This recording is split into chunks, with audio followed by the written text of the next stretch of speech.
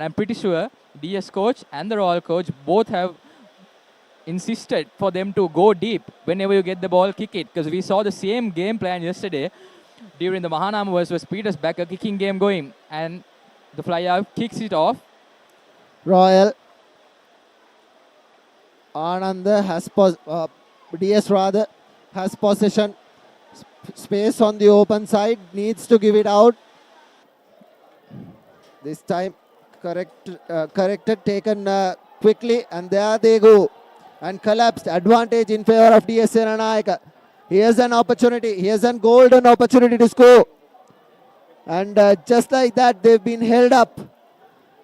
DS Seranayaka, if they have that one-man punch down the middle, the number 7 is already in that cordon.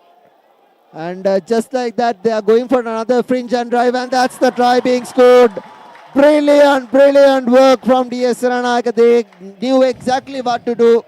Put it out, the penalty was put out, and the line out was taken. It was driven, and then they went to the fringe attack, and just like that, the forward score.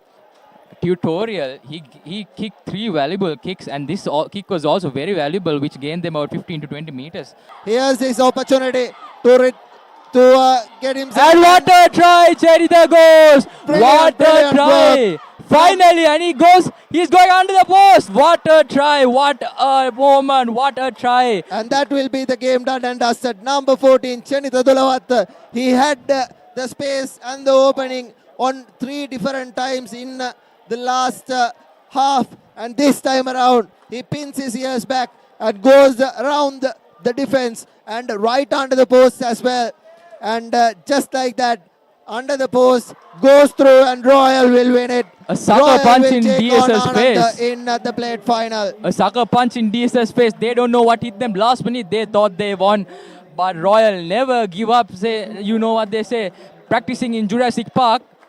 This park, Trinity College Park, is nothing for them, and that goes without saying.